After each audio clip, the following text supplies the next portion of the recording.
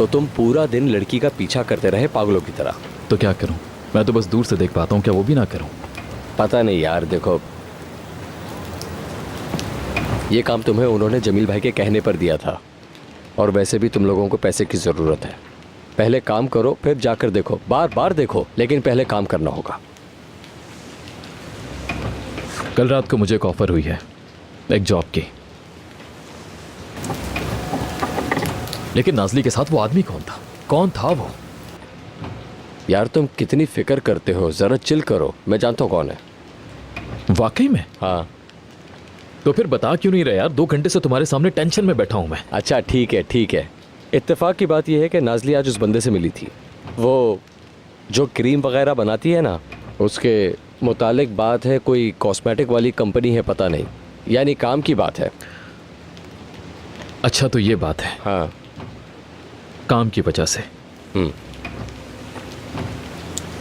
वो तो ठीक है यार, लेकिन ये होता कौन है जो मेरी नाज़ली को ढूंढे? कौन है यार? ये कहां से आ गया अचानक? मुझे तो इसके इरादे ठीक नहीं लग रहे। देखो बातें सुनो अपनी।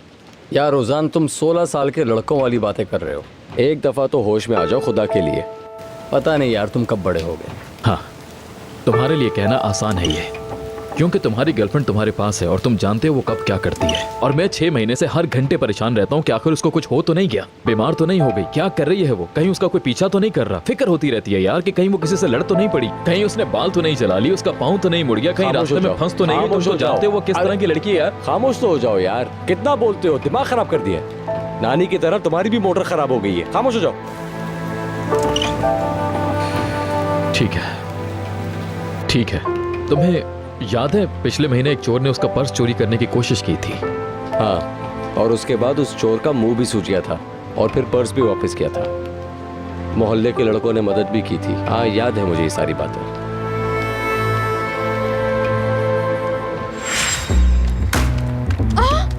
चोर पकड़ो, कोई इसे पकड़ो भाई, इसको पकड़ो, मेरी क्रीम्स वापस करो। कहाँ भाग रहे हो मेरे भाई? चलो वापस। ये क्या हुआ? माफ करना बाजी, यकीन करें दोबारा ऐसा नहीं होगा। कहें तो पाँव पड़ो। अरे नहीं नहीं, अस्तगफिरुल्लाह।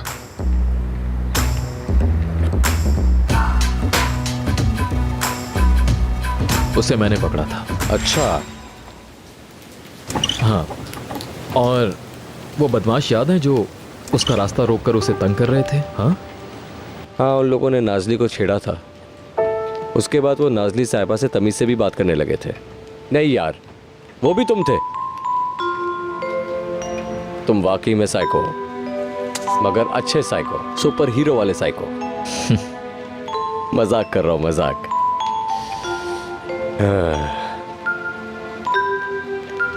वैसे भी नाज़ली एक दिन हर चीज जान लेगी और तुम्हारा साथ देगी, और उसके बाद तुम लोग आखिरी बार निकाह की मेज पर बैठोगे। उसे कुछ नहीं बताऊंगा। उसे क्या नहीं बताओगे? भाई नाज़ली के साथ मैं ऐसा नहीं कर सकता, वैसे ही वो इतनी परेशान है, ऊपर से मैं उसे ये बताऊं कि उसका बाप कैसा आदमी है। क्या मतलब है?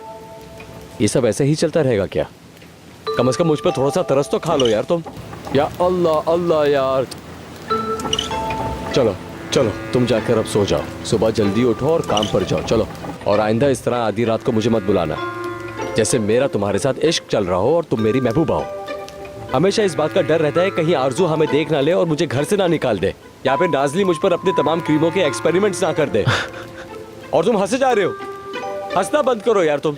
चलो यार, चले यहाँ से।